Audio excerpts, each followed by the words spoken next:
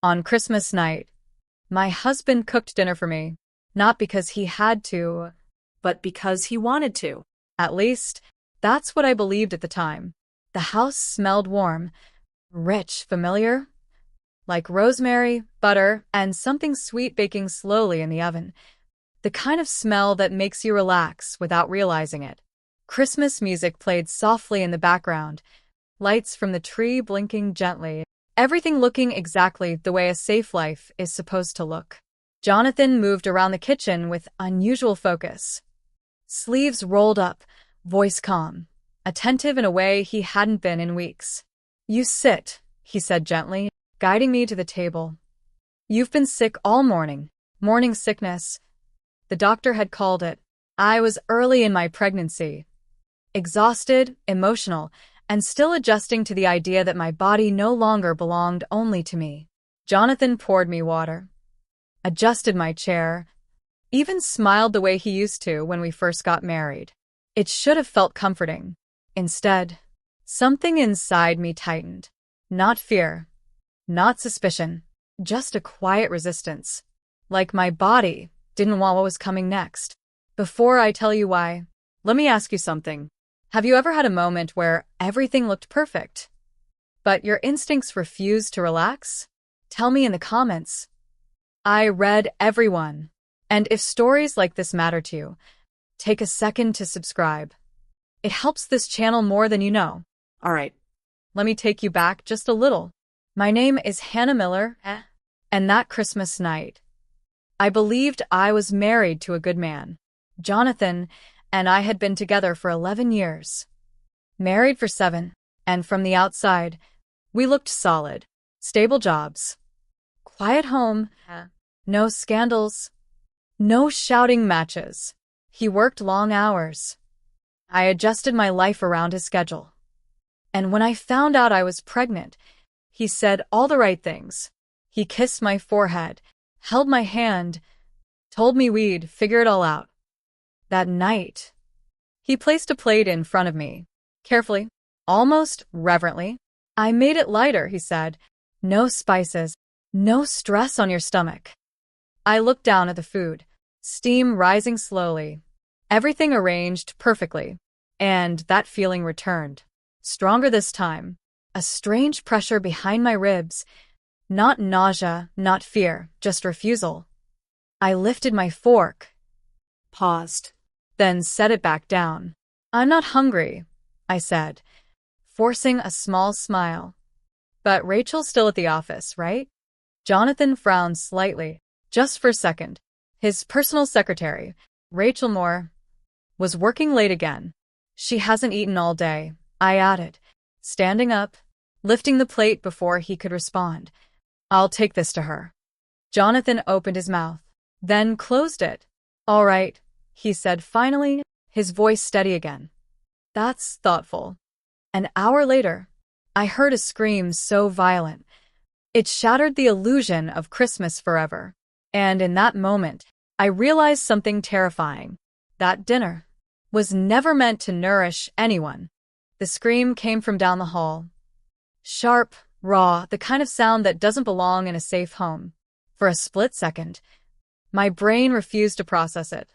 Then Jonathan moved, not toward me, toward the door. Fast, too fast, like he already knew where the sound came from.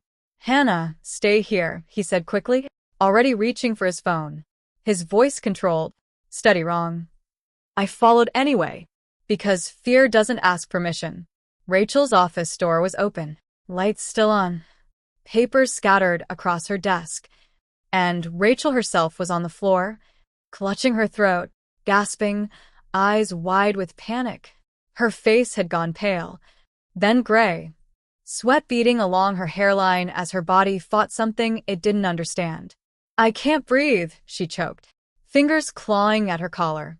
Jonathan knelt beside her, but something about the way he did it made my stomach drop. He wasn't frantic. He wasn't confused. He was irritated. "Rachel," he said sharply, "what did you eat?" My heart slammed against my ribs. She pointed weakly toward the empty plate on the desk. The plate I had just brought her. "I didn't change anything," she whispered. tears spilling now. I just ate what you sent. Jonathan froze. Just for a second. Long enough for me to see it. Not shock. Not fear. Anger. Pure, naked anger. Call 911, he snapped at me, finally looking up. Now. I fumbled for my phone, hands shaking, my mind racing too fast to catch any one thought. As I spoke to the dispatcher, Jonathan stood, pacing the room, running a hand through his hair, muttering under his breath. Not prayers, not concern, calculations. The paramedics arrived quickly, voices filling the space. Questions shouted. Oxygen mask pressed to Rachel's face as they worked to stabilize her. She had dinner, Jonathan said smoothly, stepping into the explanation without being asked. Must have been an allergy. I stared at him. An allergy. Rachel had worked with us for years. I knew her medical restrictions. She didn't have any. As they lifted her onto the stretcher, her eyes met mine, wide, terrified, searching. I didn't do anything wrong, she whispered.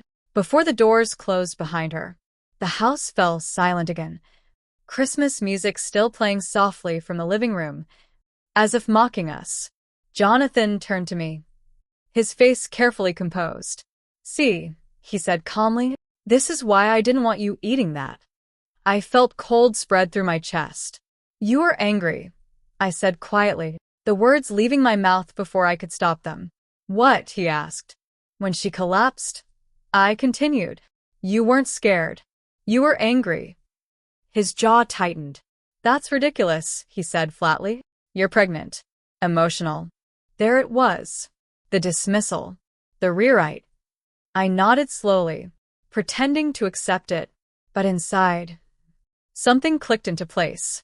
Because accidents don't come with rehearsed explanations. And love doesn't sound like irritation when someone almost dies.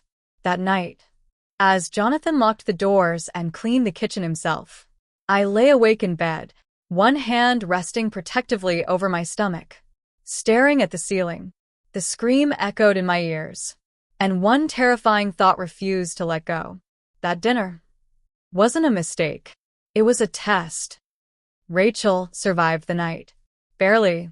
That was the word the doctor used when Jonathan called the hospital early the next morning. Barely, like survival had been an inconvenience instead of a miracle. She's stable now, he said into the phone, nodding to himself. His voice calm, businesslike, already moving on. When he hung up, he turned to me with a practiced expression of relief. See, he said gently, she's going to be fine. But something about the way he said it made my stomach twist. Not gratitude. Not concern. Relief that didn't belong to Rachel. Relief that belonged to him. I sat at the kitchen table, untouched tea growing cold in front of me, while Jonathan moved through the room with purpose, wiping counters, washing dishes, scrubbing the pan he'd used the night before, too thoroughly, almost obsessively. You don't need to do all that, I said quietly. He didn't look up. It's Christmas, he replied, evenly. I don't want the house smelling like a hospital. Ouch. That word landed hard. Hospital. As if Rachel's near-death had been an inconvenience to his holiday atmosphere. Later that morning, he insisted on driving me to my prenatal appointment, something he rarely did before. I just want to make sure you're okay, he said, his hand resting lightly on my back, steering me like something fragile. The doctor checked my vitals, asked routine questions, and then paused. Any unusual symptoms? She asked. I hesitated. Jonathan leaned forward slightly. She's been nauseous, he answered for me. Fatigue. Normal pregnancy stuff. I looked at him, then back at the doctor. No cramping, she pressed. No, I said, choosing my words carefully. Just tired. Jonathan smiled, satisfied. On the drive home, he stopped at a pharmacy without warning. I'll grab some vitamins, he said, already opening the door. Inside, I watched him through the windshield, saw him speak quietly with the pharmacist, lean in closer than necessary, Nod slowly. When he returned, the bag was small, light. Doctor approved, he said, placing it in my lap. I stared at the bottle. A supplement I didn't recognize. I'll take it later, I said, slipping it into my purse. That night, I stood in the bathroom, holding the bottle under the light, reading the label again and again. Something about it felt off. Not wrong enough to accuse, but wrong enough to remember. I didn't take it. Instead, I hid it. Over the next 2 days, Jonathan watched me constantly. What I ate, what I drank, how long I slept. Each time I declined something he prepared, his smile tightened just slightly, like a mask slipping for a second before snapping back into place.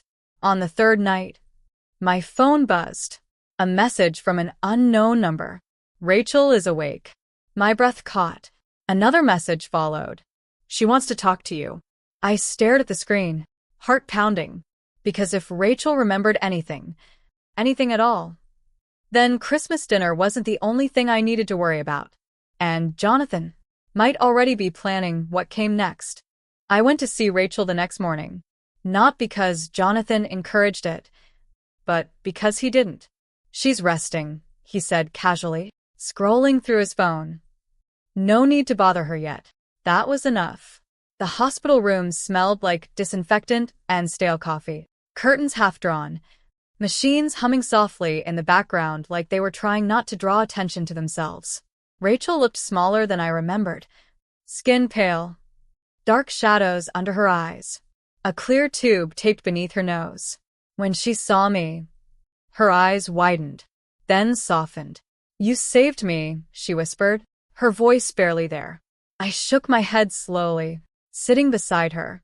I didn't know, I said quietly. I just had a bad feeling. She swallowed, winced, then nodded once. I thought it was stress, she said. I thought maybe I hadn't eaten enough. I waited, because people tell the truth more easily when you don't rush them. After a moment, she turned her head slightly, eyes drifting toward the door, making sure we were alone. He asked me something, she said, hesitating. My heart tightened. Who? I asked, though I already knew the answer. Jonathan, she replied, her fingers gripping the blanket. Right before dinner. What did he ask you? I said gently. Rachel closed her eyes, breathing carefully. He asked if I had any allergies, she said, specifically food-related ones. My stomach dropped. And I asked. I told him no, she continued. I've never had any. Silence stretched between us, heavy, unbearable. He said good, Rachel added, opening her eyes again. And that was when I felt it. That cold understanding. He wasn't checking for safety. He was checking for resistance. Rachel shifted slightly, pain flashing across her face. I didn't know why he asked, she whispered, but when I started feeling strange, I remembered his face. What about it? I asked. She stared at the ceiling. He wasn't worried, she said. He looked annoyed, like something didn't go the way he expected. I felt my chest tighten, breath catching just enough to hurt. The door opened suddenly. A nurse stepped in, cheerful, oblivious. Time for meds, she said. Rachel fell silent immediately, her eyes flicking to me with something close to fear. I stood slowly, forcing a calm I didn't feel. I'll come back, I said softly. As I left the room, my phone buzzed. A text from Jonathan. Where are you? I stared at the screen for a long second, then typed back. Checking on Rachel. She asked for me. The response came instantly. I thought we agreed you should rest. There it was again. Control disguised as concern. On the drive home, my hands trembled on the steering wheel, my thoughts racing faster than I could slow them. Because now I knew one thing for certain. That dinner wasn't meant to test allergies. It was meant to test the poison. And the only reason I was still alive was because Rachel had eaten first. I didn't tell Jonathan what Rachel said. Not because I was afraid, but because I finally understood something important. The moment I confronted him, the game would change. So instead, I watched. That night, Jonathan cooked again. Not a full meal. Just soup, light, gentle. Doctor-friendly, he said with a smile that didn't reach his eyes. I added ginger, he told me, carefully placing the bowl in front of me. It's good for nausea. I nodded, lifted the spoon, let it hover, then set it down. I'll eat in a minute, I said casually. My stomach's turning. Jonathan paused, just for a fraction of a second. Too brief for most people to notice. Long enough for me.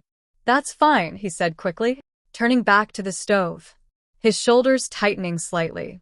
I waited, counted, watched him glance back at the bowl when he thought I wasn't looking. That night, I didn't eat anything he prepared. Instead, I made excuses. Too tired, too sick, too full. Each excuse tightened something invisible between us. The next morning, I found the soup pot soaking in the sink, not washed. Soaking? As if he planned to reuse it. My chest tightened. Later that afternoon, I went through our trash. I'm not proud of that. But survival doesn't care about pride. Buried beneath paper towels and empty cartons, I found a small plastic vial, unlabeled, clear, empty. I washed my hands twice before touching it, slipped it into a bag, and hid it in my purse. When Jonathan came home that evening, his mood was lighter, almost cheerful. I spoke to the insurance company today, he said casually, loosening his tie. Just routine updates. Insurance. The word echoed loudly in my head. Oh, I said softly, keeping my voice neutral. Yeah, he replied, just making sure everything's in order before the end of the year. There it was. The timing. Christmas. New Year. Deadlines hiding behind celebration. That night, I lay in bed beside him, listening to his breathing, steady, controlled, as if he slept easily knowing what he'd planned. My hand rested over my stomach, instinctively, protectively. I thought of Rachel, pale, shaking, gasping for air. And I realized something terrifying. Jonathan wasn't panicking because his plan had failed. He was adjusting. The next attempt would be cleaner, quieter, designed to look natural. And if I wanted to survive, I couldn't expose him yet. I had to let him believe that the poison was working. I started acting weaker on purpose. Not dramatic, not obvious. Just enough to be convincing. I moved slower in the mornings, sat down more often, let my voice sound tired when Jonathan asked how I was feeling. I think the nausea's getting worse, I told him one evening, resting my hand against the counter as if I needed the support. His eyes sharpened immediately, not with worry, with interest. That's normal, he said, a little too quickly. Especially this time of year. Your body's under stress. Stress. Another convenient explanation. He began insisting on coming with me to every appointment. Held my coat. Answered questions meant for me. Corrected the doctor when she spoke. Dr. Allison Grant noticed. I could see it in the way her pen paused, the way her eyes flicked from Jonathan to me and back again. Let Hannah answer, she said gently at one point, her tone polite, firm. Jonathan smiled. Of course, he replied, leaning back in his chair, hands folded, as if he'd just been reminded of a minor courtesy. After the appointment, he stopped me in the parking lot. You don't need to make things complicated, he said quietly, his voice low, controlled. Doctors can get the wrong idea. I looked at him, surprised. I didn't say anything, I replied. I know, he said, his smile returning. Let's keep it that way. Ouch. That sentence followed me all the way home. That night, I pretended to throw up in the bathroom. Let him hear it. Let him knock on the door and ask if I was okay. I'm fine, I said weakly, letting the word linger. He brought me water, crackers, A new pill bottle. These should help, he said, setting them on the counter. The pharmacist recommended them. I nodded, thanked him, waited until he left. Then I flushed the pills. Every single one. The next day, Rachel texted me again. They're running more tests. They found something in my blood. My heart raced. What kind of something? I typed. A pause. Then, something synthetic. Not food.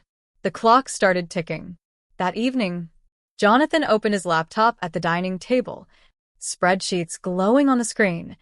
Numbers, dates. A calendar opened beside them. December 27th. December 28th. December 30th. He noticed me watching. Just year-end stuff, he said casually. Closing the screen, I smiled. But inside, everything went cold. Because now I understood. Christmas dinner hadn't failed. It had succeeded. He'd learned what he needed. And whatever he was planning next year would happen before the year ended. From that point on, Jonathan stopped pretending I had choices. It happened subtly at first, the way control always does. He started rearranging the kitchen, moving things closer to the stove, closer to where he stood when he cooked. You shouldn't reach so much, he said lightly, sliding the chair nearer to the counter. You're carrying extra weight now. Extra weight. Not our baby. Weight. I let it go. Nodded, smiled, played the part he expected. Because every small surrender made him more confident. And confidence makes people careless. He canceled my yoga class. Called it unsafe. Texted my sister and told her I wasn't feeling well enough for visits. Suggested I work from home until things stabilized. Each decision wrapped in concern, tied with kindness, sealed with authority. By the end of the week, my world had shrunk to the size of our house. Jonathan controlled the groceries now. I'll handle it, he said, already pulling on his coat. You don't need to be around crowds. When he returned, I unpacked the bags slowly, memorizing brands, labels, expiration dates. He watched me. Not openly, but enough. That night, He made tea. chamomile, he said. Calming. He sat across from me, hands folded, eyes steady, waiting. I lifted the cup, let the steam warm my face, then set it down. I'll drink it in a bit, I said. Jonathan's jaw tightened. Drink it while it's warm, he replied, too quickly, too firmly. I will, I said softly, meeting his eyes. I just need a moment. Silence stretched. Then he smiled. Of course, he said, standing up, walking away. I poured the tea into the sink the moment his back turned. Later, in bed, I felt him shift closer, his hand resting on my stomach, lingering there longer than before. We'll be okay, he whispered, not asking, telling. I lay still, staring at the ceiling, counting breaths, listening to his heartbeat slow as sleep took him. In the dark, I reached for my phone. A message from Rachel waited. They confirmed it wasn't an allergy. It was intentional exposure. Low dose. My fingers trembled. Can they prove it? I typed. A pause. Then, not yet. But someone wanted to see how much the body could tolerate. I turned my head slowly, looked at Jonathan's sleeping face, relaxed, peaceful, untroubled. This was the man who kissed my forehead before bed. This was the man who said he loved me. And this was the man who was measuring how much poison it would take to make my baby disappear. In that moment, I made a decision. I would stop trying to survive quietly. If Jonathan was escalating, then so was I. The next morning, I stopped pretending to be confused. I didn't confront Jonathan. I didn't accuse him. I didn't panic.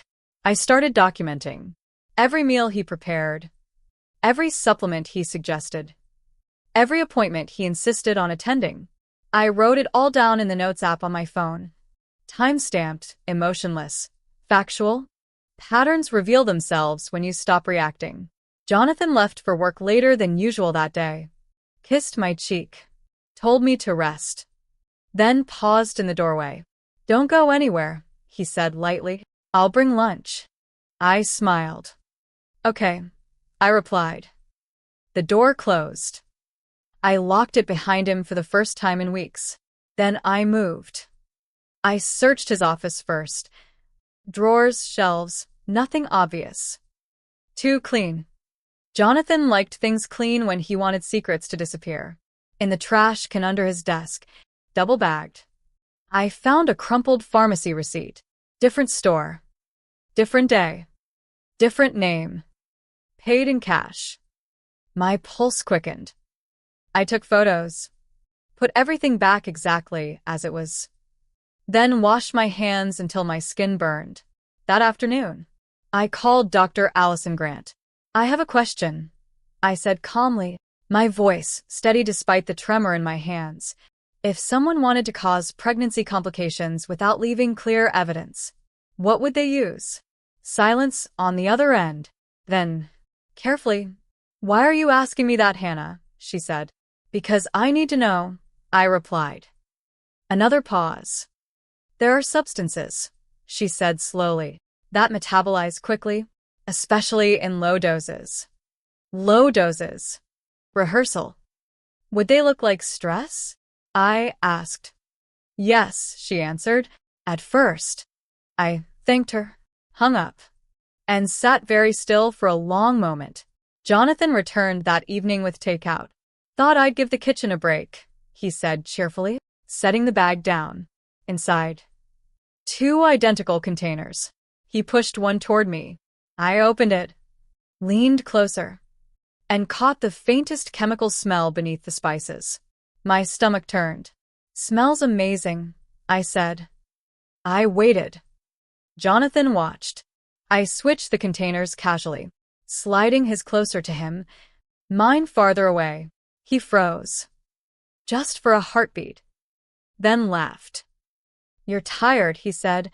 "Yes," I agreed, smiling back. He didn't eat that night. After he fell asleep, I took his phone from the nightstand. My hands shook, but my mind was clear. I searched his browser history, medical forums, chemical suppliers, pregnancy timelines, insurance clauses. One phrase repeated again and again: undetectable miscarriage causes. I put the phone back, climbed into bed, stared into the dark. Jonathan rolled toward me, draped an arm over my waist, and whispered something I'd heard many times before. "I've got you." This time, I finally understood what he meant. After that night, sleep became an act. I learned how to keep my breathing slow, steady, convincing, even while my mind stayed wide awake. Jonathan believed what he saw. A tired wife, a weakening pregnancy, a woman leaning into his care. The more fragile I appeared, the more confident he became. And confidence makes people careless. 2 days later, he brought home flowers. Red. Bold. Unnecessary. "I just wanted to do something nice," he said, placing them on the table. Watching my reaction carefully, I smiled. "They're beautiful," I said. He exhaled, like he'd passed a test. That evening, he poured wine for himself, water for me, and opened his laptop again at the dining table. I pretended not to notice, but I did. The calendar was open, not work meetings. Dates: December 29th circled. December 31st highlighted. I stood slowly, walked behind him, glanced casually at the screen. He closed it immediately.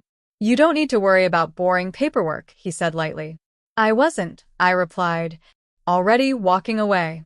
But inside, something locked into place. The deadline wasn't vague anymore. It was real. Later that night, my phone vibrated. A message from Rachel. They ran a deeper panel. "The substance binds fast, then disappears. It's not meant to be found." My hands trembled. "What happens if exposure continues?" I typed. A pause, then: "Increased risk of fetal loss." especially with repeated low doses. Repeated. Not accidental. Not emotional. Planned. I closed my eyes, pressed my hand against my stomach, and felt something shift. Not fear. Resolve. The next morning, Jonathan announced we were having dinner out. Just us, he said, cheerful. One last nice night before the New Year rush. My heart pounded, but I smiled. That sounds perfect, I replied. At the restaurant, he ordered for me without asking. Something light. Safe.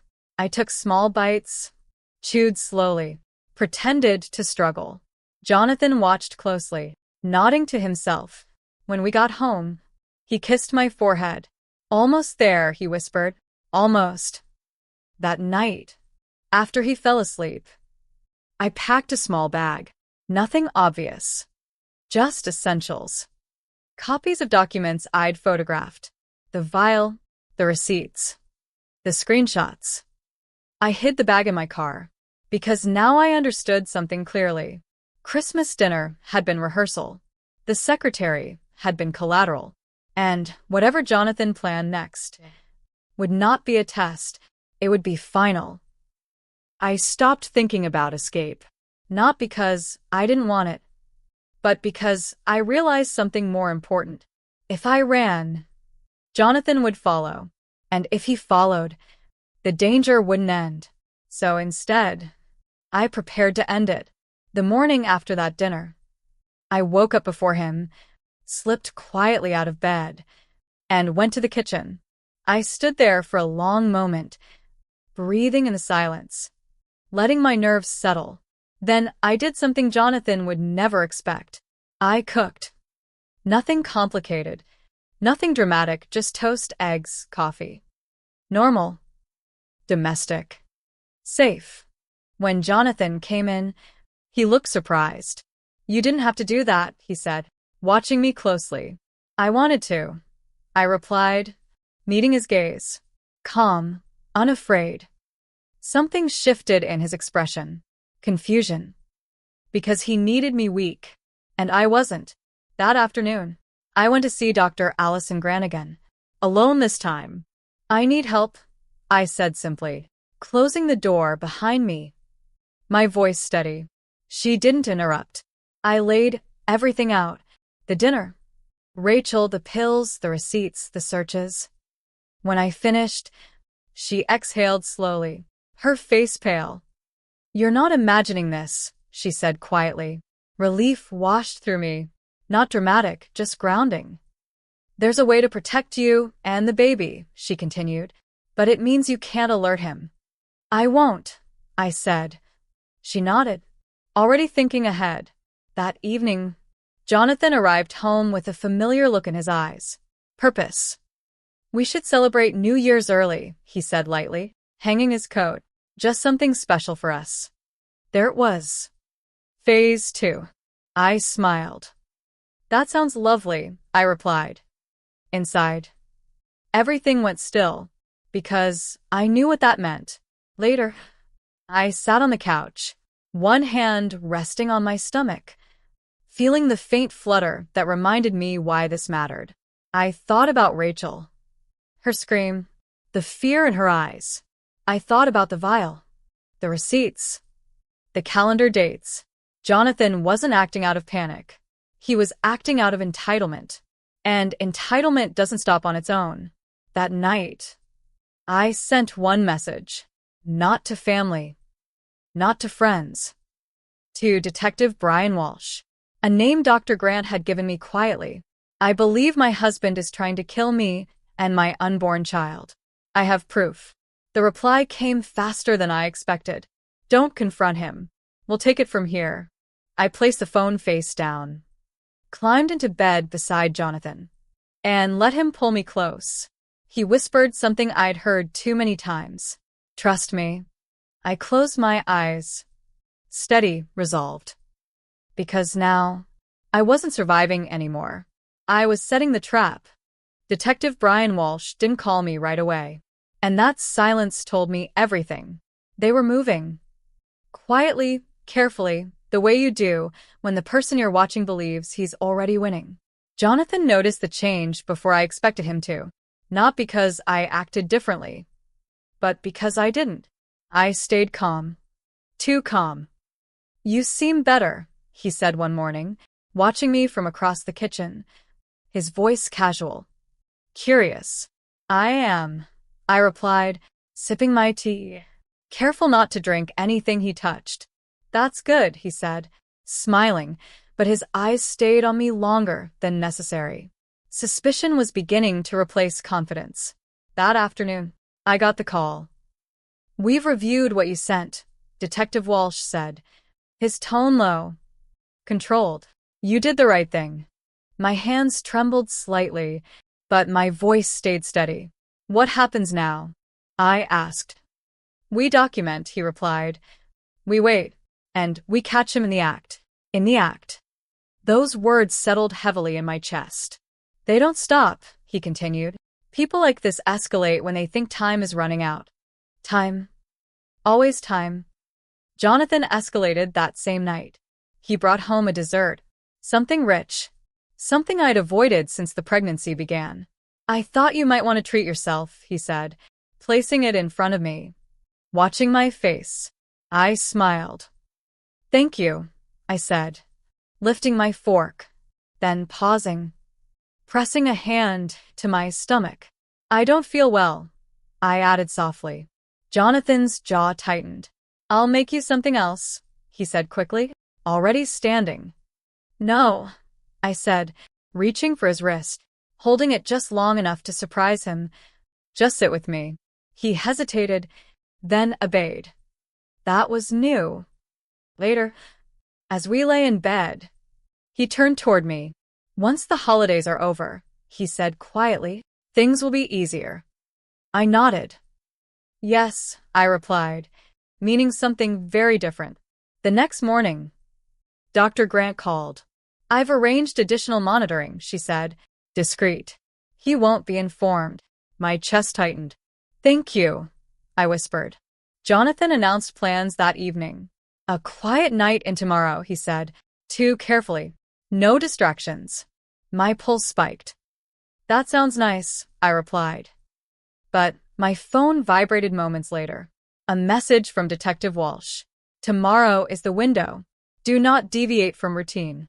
I stared at the screen, then at Jonathan's reflection in the darkened TV.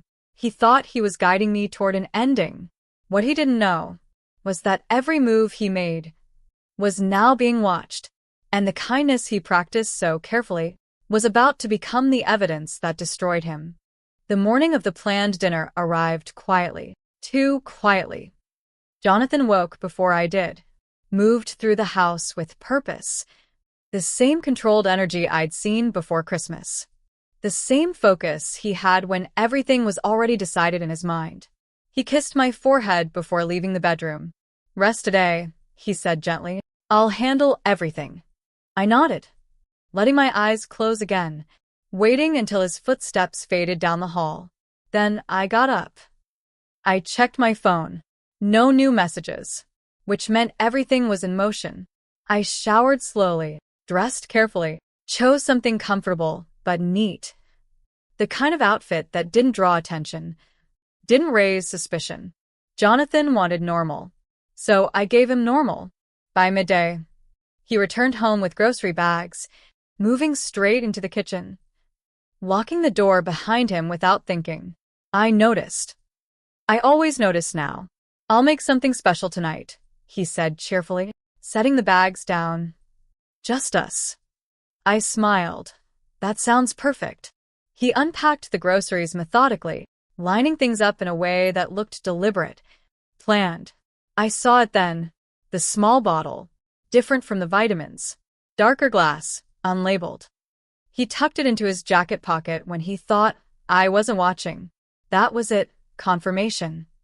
Later, as he cooked, I sat at the table, hands folded, breathing evenly, letting my pulse slow. He moved with confidence now, humming quietly, completely unaware that every step was being documented. I excused myself to the bathroom, locked the door. and texted Detective Walsh. He has it. Tonight, the reply came almost immediately. Understood. Stay calm, follow routine. Dinner was set. The table looked beautiful. Candles lit. Soft music playing. A picture of domestic peace that made my chest ache.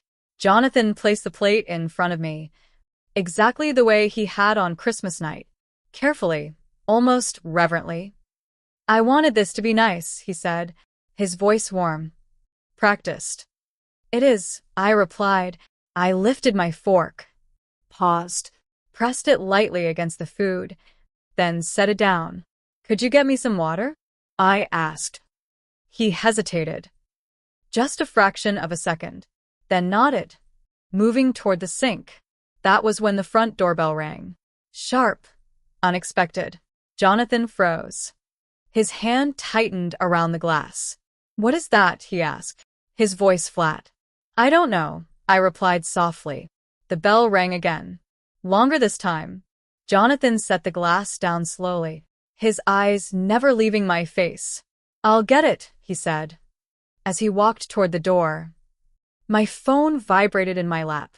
Now, I took a breath, placed my hand over my stomach, and stood. Because, whatever happened next, this was the moment everything changed. Jonathan opened the door slowly, carefully, as if time itself might give him another option if he moved slowly enough. 2 uniformed officers stood outside. Calm, professional, hands visible, faces unreadable. Good evening, one of them said, his voice neutral. Practiced, Jonathan Miller? Yes, Jonathan replied, his posture straightening automatically, slipping into the role he knew best. Cooperative, confident. We need to speak with you, the officer continued. It won't take long. Jonathan glanced back at me, just briefly, eyes flicking to the dining table. The untouched plate, the candlelight still flickering. Is there a problem? He asked. There are a few questions, the officer replied. We'd like to clarify something. Jonathan smiled. Of course, he said, stepping aside. Please come in. They didn't. We'd prefer to speak here, the officer said calmly. Where you are. Something shifted in Jonathan's face. Not fear. Calculation. I was in the middle of dinner, he said, irritation creeping in despite his effort to hide it. This will be quick, the officer replied. I stepped closer. My heart hammered. But my voice stayed steady. Jonathan, I said softly. It's okay. He turned toward me, his expression tightening, something sharp flashing behind his eyes. Go sit down, he said quietly, not asking. The officer glanced between us. Ma'am, he said, gently, could you confirm whether you're feeling well tonight?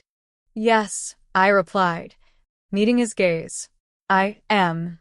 Jonathan's jaw clenched. That's good to hear, the officer said, because we've been advised to ensure your safety. Jonathan laughed once. Short, controlled. This is ridiculous, he said. My wife's fine. You can leave. Another voice spoke then. Actually, we can't. Detective Brian Walsh stepped forward from the shadows near the walkway, his badge visible now, his expression calm, unwavering. Jonathan froze. Just for a moment. Long enough. Jonathan Miller, Walsh said evenly. We have reason to believe you intended to administer a harmful substance tonight. Silence fell. The Christmas music inside continued playing. Soft, cheerful, cruel. That's insane, Jonathan said quickly. This is harassment. Walsh held up a hand. We're not arresting you, he said. Not yet. Jonathan exhaled sharply, relief flickering across his face. But we are securing the scene, Walsh continued, and collecting evidence. Jonathan turned toward me, disbelief twisting into something darker. You did this, he said quietly. I met his gaze, steady, unflinching. I protected myself, I replied. The officers stepped inside then, moving toward the kitchen, the table, the stove. Walsh turned back to Jonathan. We'll need you to step away from the food, he said, "and hand over anything you're carrying." Jonathan's hand moved instinctively toward his jacket pocket, then stopped, because he realized they already knew. And in that moment, as his confidence finally cracked, I understood something with absolute clarity. This wasn't the end of his plan. It was the moment it failed. And the man standing in front of me was no longer in control. Jonathan's confidence didn't disappear all at once. It peeled away, layer by layer, the way control always does when it's finally challenged. "I want a lawyer," he said quickly, lifting his chin, forcing authority back into his voice. Detective Walsh nodded. "That's your right," he replied calmly, "and you can call one." He gestured toward the living room. "But first, we need to ensure no one is in immediate danger." Jonathan scoffed. "This is absurd," he said, pacing now. The first sign of agitation. "You barge into my house on Christmas week because my wife had a bad feeling?" I didn't respond. Because this wasn't about feelings anymore. One of the officers emerged from the kitchen holding the small dark bottle, sealed inside an evidence bag. Jonathan stopped pacing. "What is that?" he asked, too quickly. Walsh didn't answer right away. "Would you like to explain," he said, evenly, "why this substance was found in your jacket pocket?" Jonathan's jaw tightened. "It's medication," he snapped. "Prescribed." "For whom?" Walsh asked. Jonathan opened his mouth, then closed it. The officer spoke next. "We've already spoken to the pharmacist," he said, flipping open a small notebook. "There is no prescription under your name, or your wife's." Silence filled the room, thick, unforgiving. Jonathan turned toward me, his expression shifting, anger giving way to disbelief. "You went to the police," he said quietly, his voice low. "Dangerous?" I didn't step back. "Yes," I replied. "You're pregnant," he said, almost pleading now. "You're stressed. They're filling your head with nonsense." Walsh stepped between us. "That's enough," he said firmly. Jonathan exhaled sharply, ran a hand through his hair, pacing again, faster this time. "You don't understand," he muttered, more to himself than anyone else. "This was necessary." The room went still. Walsh turned slowly. "Necessary," he repeated. Jonathan froze. The word hung in the air, exposed, unforgivable. I felt my breath catch, because that single word said everything he'd been hiding. Necessary for what? Walsh asked. Jonathan looked up, eyes cold now, stripped of pretense. "For control," he said flatly. The officers moved immediately. Walsh raised a hand. "Stop," he said. Jonathan laughed softly, bitter, hollow. "You think this was about hate?" he said, shaking his head. "It was about timing." He glanced at the calendar still open on his laptop. December dates circled.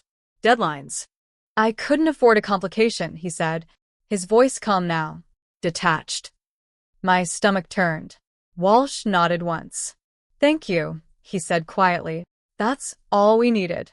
Jonathan's eyes widened. "What?" he asked. "You just confirmed intent," Walsh replied. The officer reached for Jonathan's wrists, and for the first time, Jonathan Miller understood that the story he'd been writing had just ended. The sound of the handcuffs clicking shut was quiet, but it echoed louder than anything Jonathan had ever said to me. Metal against skin. Final. Undeniable. Jonathan stood frozen as the officer secured his wrists, his posture stiff, his face pale, the reality finally catching up to him. "This is a misunderstanding," he said quickly, the calm gone now, replaced by urgency. "You're twisting my words." Detective Walsh didn't argue. He never needed to. "We'll let the evidence speak," he said evenly, guiding Jonathan toward the doorway. Jonathan twisted his head toward me, panic breaking through the cracks in his composure. "You're really doing this," he said, disbelief heavy in his voice. "You're destroying our family." I stepped forward then, closer than I had been in weeks, close enough for him to hear me clearly. "No," I said quietly. "You tried to destroy it." The officer paused, gave us a moment. Jonathan's eyes searched my face, desperate now, calculating again, trying to find leverage. What about the baby? He asked, his voice lowering, softening. Think about what this will do. I placed my hand over my stomach. Steady, protective. I replied. That was the last thing I said to him. They led Jonathan outside. The cold air rushing in, Christmas lights blinking on neighboring houses. Ordinary life continuing as if nothing extraordinary had just happened. The door closed behind them. Silence followed. Deep, heavy, peaceful. My knees buckled slightly, not from fear, but from release. I sat down slowly, breathing carefully, feeling the baby move. Alive, present, safe. Detective Walsh returned a few minutes later. His expression gentler now. You did everything right, he said quietly. This was escalating. You stopped it. What happens now? I asked. He'll be held pending toxicology confirmation, Walsh replied, and the investigation will expand. Expand. That word didn't scare me anymore. I'll have someone drive you to the hospital for observation, he added, just to be safe. I nodded. As I stood, I glanced once more at the dining table, the candles still burning, the untouched plate sitting exactly where Jonathan had placed it. A perfect meal, never meant to be eaten. Outside, snow had begun to fall lightly, Christmas approaching, the world still moving forward. As I wrapped my coat around myself, stepping into the night, I felt something I hadn't felt in months. Not relief. Not victory. Freedom. And somewhere, far behind me, Jonathan's plan was unraveling completely, thread by thread. Just like the life he thought he controlled. The hospital room was quiet, the kind of quiet that feels unreal after chaos. Soft beeping. Low voices in the hallway, the faint hum of machines doing their job. Protecting life without emotion. I lay there, one hand resting over my stomach, the other gripping the edge of the blanket, grounding myself in the present. Alive. Both of us? The nurse smiled gently, adjusting a monitor, speaking in that calm tone reserved for people who had just escaped something terrible. Everything looks stable, she said. You did the right thing coming in. Ouch! Those words landed deeper than she realized. Detective Walsh returned later that night. No uniform now, just a coat. His expression serious, focused. There's something you need to know, he said quietly, pulling a chair closer. I nodded, already bracing myself. The substance found in Jonathan's possession, he continued, matches a compound used in prior cases. My breath slowed. Cases? I asked. Yes, he replied. Unreported miscarriages. Sudden complications. All involving partners with financial incentives. The room felt colder. This wasn't his first plan, Walsh added, carefully, just the first time it failed. I closed my eyes briefly, the weight of that truth settling in. What about Rachel? I asked suddenly. Fear creeping in. She's stable, Walsh said, and cooperating. Relief washed through me. She wasn't the target, he continued. She was a test. My stomach turned. A knock interrupted us. Another officer stepped inside, nodding toward Walsh. We confirmed it, he said quietly. Jonathan transferred assets 3 weeks ago. Trust accounts. Insurance riders. Walsh exhaled slowly. Timing, he muttered. The pieces clicked together with horrifying clarity. The pregnancy. The holidays. The deadlines. Jonathan hadn't been panicking. He'd been preparing. Walsh turned back to me. You saved more than yourself, he said, and we're not done yet. I nodded. Strength returning in quiet waves. The next morning, I was discharged, escorted home, not to the house, but somewhere safer. A temporary apartment. Monitored, quiet, anonymous. As I sat on the edge of the bed, sunlight filtering through unfamiliar curtains, my phone buzzed. A message from an unknown number. You ruined everything. My heart skipped. Walsh had warned me. Jonathan had connections. People who believed control didn't end with handcuffs. I deleted the message. Didn't respond. Didn't react. Because fear was what they wanted. And I was done giving it away. I looked down at my stomach. Felt the gentle movement again.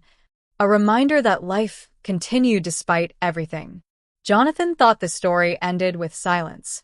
He was wrong. This was just the beginning of the truth coming fully into the light. The message stayed with me longer than I wanted to admit. Not because of the words, but because of how calm they were. No threats. No anger. Just certainty. You ruined everything. That wasn't Jonathan speaking. That was someone else. Someone who believed the plan had simply been interrupted. Detective Walsh didn't hesitate when I showed him. This isn't intimidation, he said quietly, scrolling through his phone. Already alert. It's confirmation. Of what? I asked. That Jonathan didn't work alone. Ouch! The truth hit harder than fear ever could. They moved me again that night. Quietly, no lights, no explanation to anyone outside the circle. A different building. Higher floor, fewer neighbors, cameras in places I pretended not to notice. Protection doesn't feel heroic. It feels isolating. The next day, Walsh returned with a folder. Inside. Photos, bank transfers, names I didn't recognize. Shell companies, connections spreading wider than I imagined. He was part of a pattern, Walsh said, tapping one page. Men who benefited financially from unfortunate outcomes. I swallowed. How many? I asked. He didn't answer right away. Enough, he said finally. That night, I couldn't sleep. Every sound felt louder. Every shadow heavier. My body wired to protect what mattered most. I placed both hands over my stomach, breathing slowly, reminding myself we were still here. The baby kicked gently. Grounding real. The following morning, the news broke. Not publicly. Internally, Jonathan's arrest had triggered a deeper investigation, quiet but aggressive, reaching into places that had been protected by money and silence for years. Walsh called just before noon.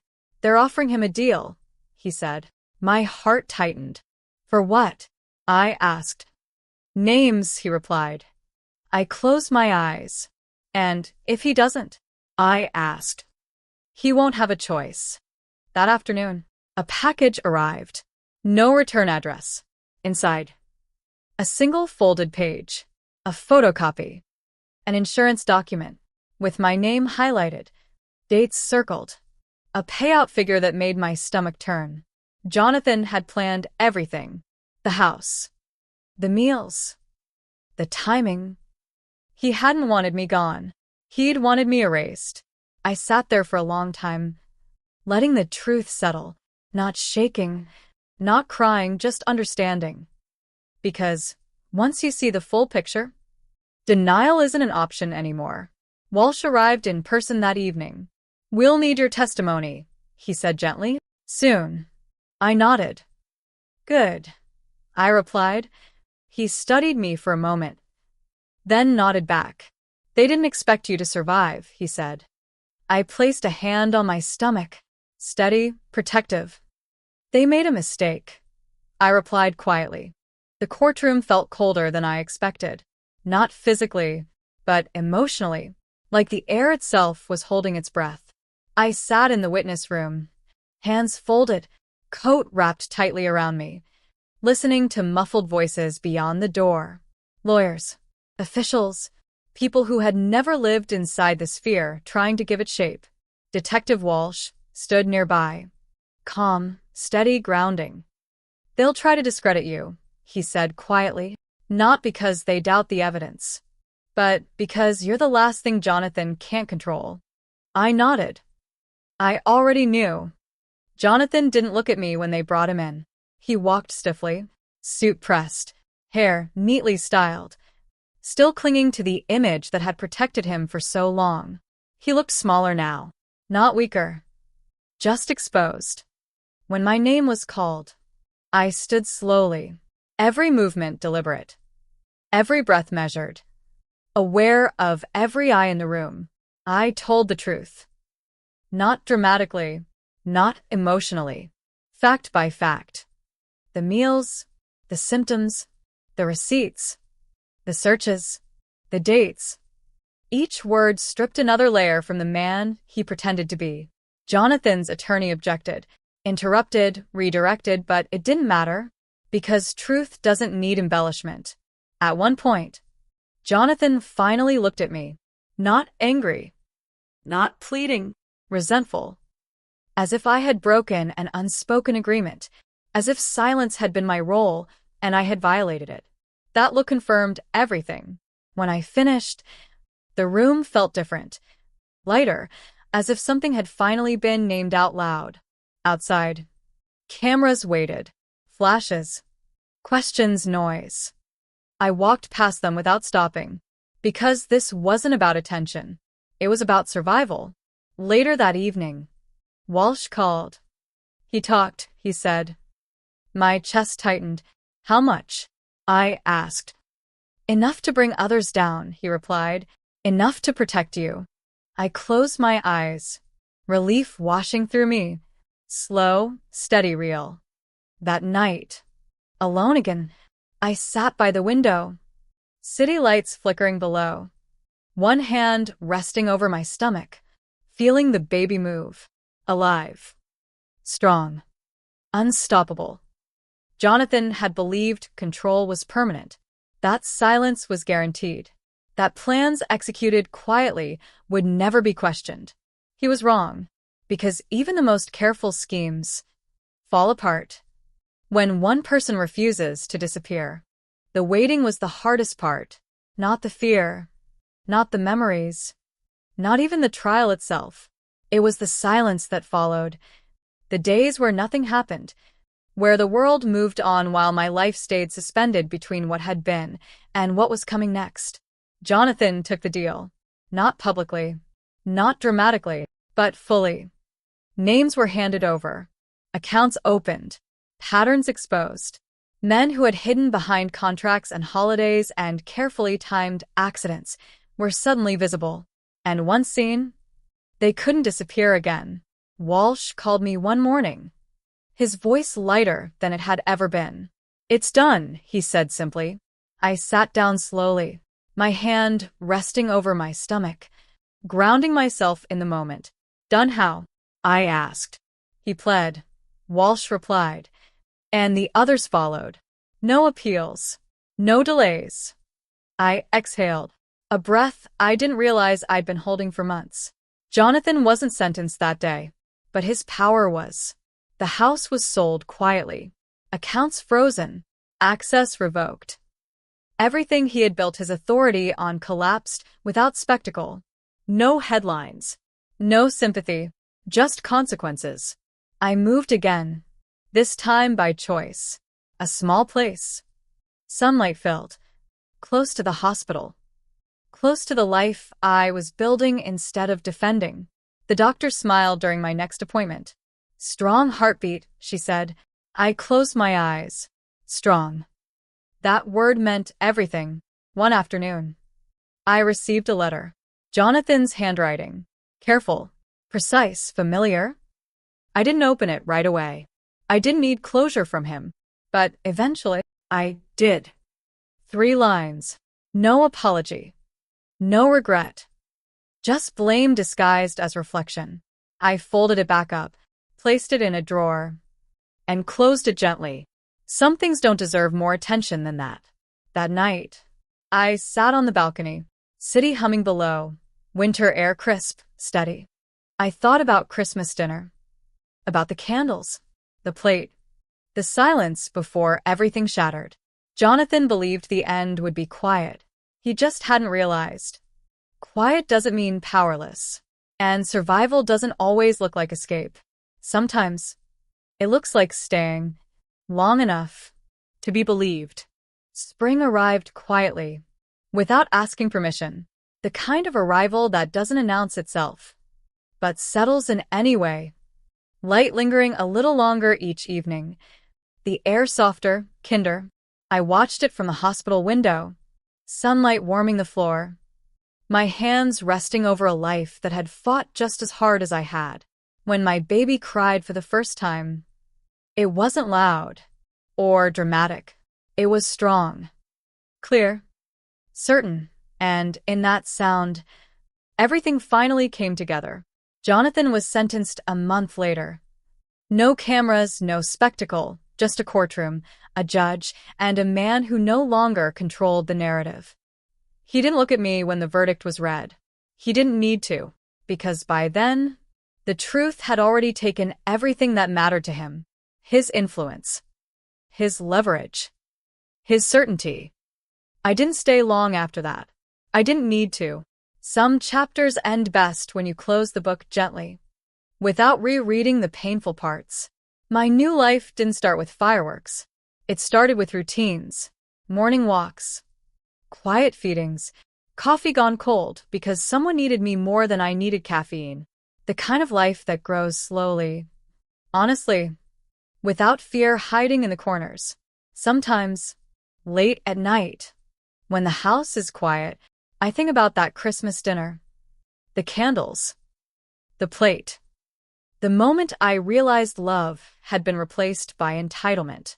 And I understand something now that I didn't then. Strength doesn't always look like fighting.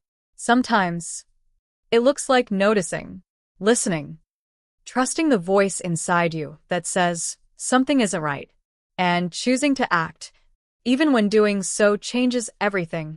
Jonathan believed control meant silence. He believed kindness could be weaponized. He believed plans executed quietly would never be questioned. He was wrong, because one voice, telling the truth, is louder than any scheme built in secret. If you're listening right now, and something in your life feels off, if you've stayed quiet because it felt safer, please hear this. You're not imagining it, and you're not alone. Tell me in the comments which moment surprised you the most. And if stories like this resonate with you, if you believe in quiet strength, in survival, in choosing yourself, take a moment to subscribe, not for me, but for the reminder that even when danger hides behind kindness, even when the truth feels heavy, it's never too late to listen, to act, and to protect the life you're meant to live.